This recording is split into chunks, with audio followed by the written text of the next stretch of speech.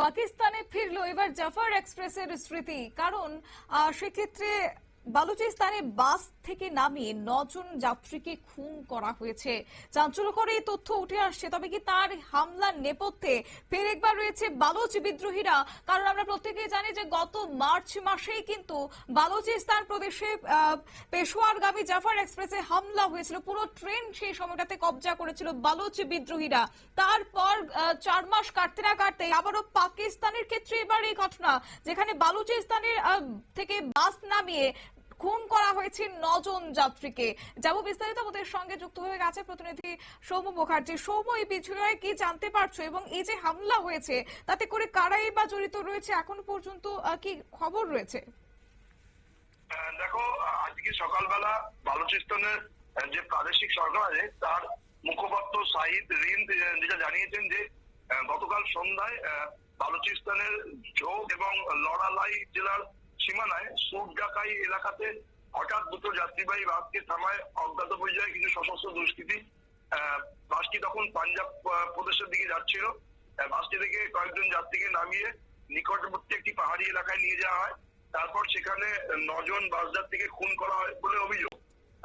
রাতভর অভিযান চালিয়ে নিহতদের দেহ উদ্ধার করেছে প্রশাসন এবং যেটা জানা গেছে সরকারি ভাবে যেটা 9 জনের শরীরেই বুলেটের ক্ষত রয়েছে। এখনো পর্যন্ত এই বিষয়টির সাথে কারা জড়িত তার কোনো খবর মেলেনি। কোনো সংগঠনের তরফ থেকেও এই হামলার দায় স্বীকার করা হয়নি। যদিও পাকিস্তানের প্রশাসনের সন্দেহ হচ্ছে এই ঘটনার নেপথ্যে বালুচ বিদ্রোহীদের হাত আছে।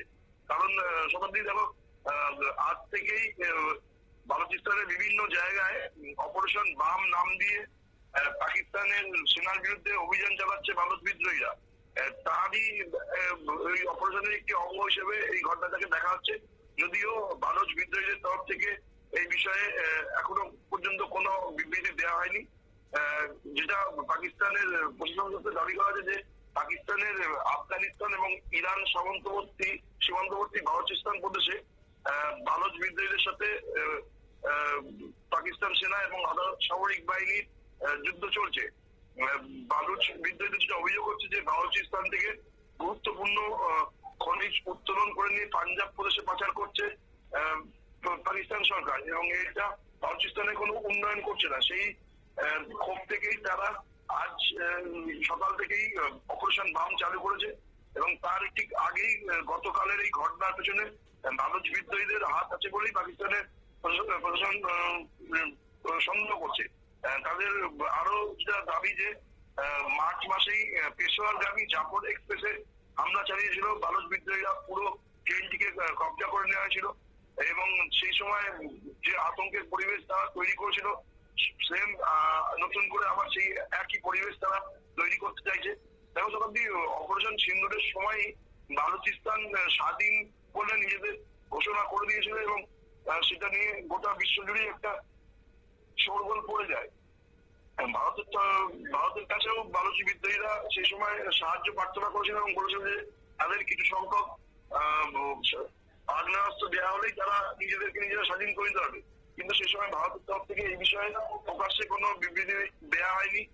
কিন্তু তারপর থেকেই বালুচিস্তান বিদ্রোহীরা বিভিন্ন জায়গায় পাকিস্তানের সেনার সাথে লড়াই করছে। বিশেষ করে বালুচিস্তানে পাকিস্তানের সেনার টিকে থাকাটা খুব শক্ত হয়ে গেছে। আর ঠিক এরকম পরিস্থিতিতে যখন একদিকে অপারেশন বাম চালাচ্ছে বালুচ বিদ্রোহীরা, ঠিক তার আগেই বালুচিস্তানে এরকম ভাবে যাত্রীদের অপহরণ করে নিয়ে 9 জনকে হত্যা করার ঘটনায় আতঙ্ক ছড়িয়েছে এবং এই ঘটনার পেছনে বালুচ বিদ্রোহীদের হাত আছে বলেই সন্দেহ করছে পাকিস্তানের প্রশাসন। শতাব্দী, ধন্যবাদ।